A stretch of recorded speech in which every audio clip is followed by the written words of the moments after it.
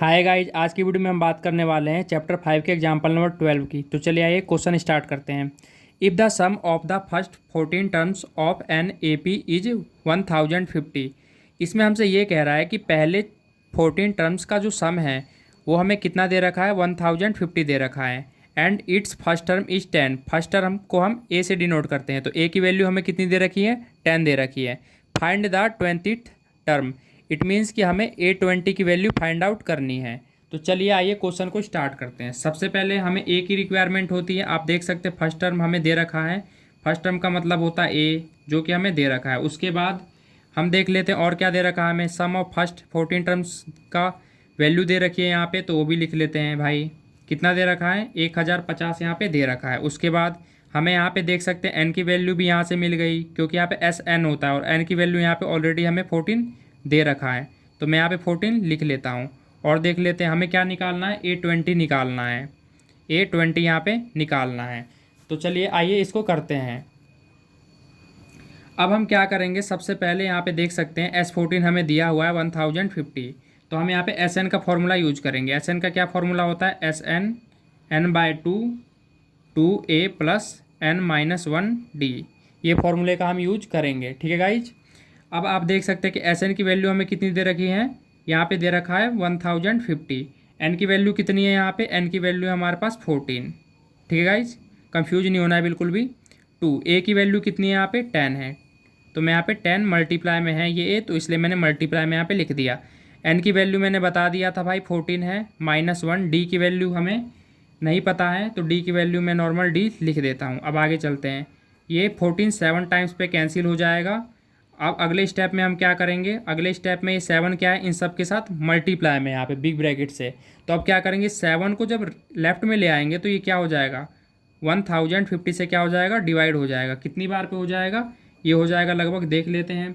7 1 जा 7, 3 इधर चला गया, 7 5 जा 35। उसके बाद यहाँ पे 0। अब यहाँ पे क्या बचा हमारे पास, यहाँ पे ये बचा 2 दहाई के 20 प्लस, जब 14 में से 1 हटाएंगे तो 13 आएगा। 13 के साथ क्या है, यहाँ पे डी है, तो हमारे पास ये आ गया। अब हम क्या कर सकते हैं, आप यहाँ पे देखेंगे कि 150 यहाँ पे बचा हुआ है। यहाँ कितना बचा है, 150, और यहाँ पे कितना है 20 प्लस का। अब मैं इसे लेफ्ट में ला दूंगा। इसे लेफ्ट में लाते ही क्या हो जाएगा, माइनस का हो जाएगा। क्या है यहाँ पे 13D। अब हम क्या करेंगे, मैं इसे थोड़ा सा ऊपर कर लेता हूँ, ठीक है। 150 में से जब 20 लेस करेंगे तो हमारे पास कितना आ जाएगा, 130 आ जाएगा, ठीक है गाइज।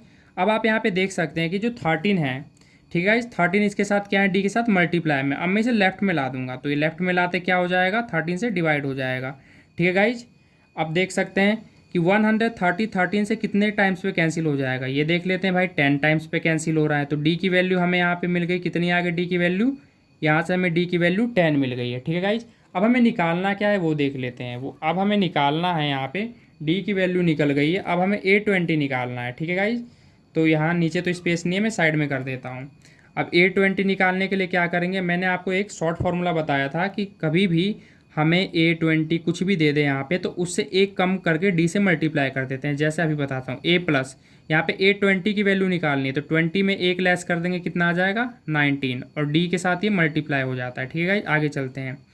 A20 की वैल्यू निकालनी, ए की वैल्यू ऑलरेडी हमें दे रखी, कितनी है 10 है, तो मैं यहाँ पे 10 लिख देता हूँ, ठीक है गाइज। 19, डी की वैल्यू हमने यहाँ पे कितना निकाला है, 10 निकाला है, तो आप 10 से यहाँ पे मल्टीप्लाई कर सकते हैं, ठीक है गाइज। आगे चलते हैं।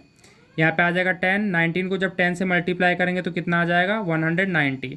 A20 की वैल्यू कितनी आ जाएगी, 10 को जब 190 में प्लस करेंगे तो हमारे पास A20 की वैल्यू आ गई कितनी, 200। तो हमें क्वेश्चन में यही फाइंड आउट करना था। तो क्वेश्चन गाइज हमारा होता है कंप्लीट। आई होप कि आपको क्वेश्चन अच्छे से समझ आया होगा गाइज। अगर वीडियो अच्छी लगी होगा तो वीडियो को लाइक करें, शेयर करें, और इसी तरह की वीडियो देखने के लिए हमारे चैनल को सब्सक्राइब जरूर कर लें। धन्यवाद।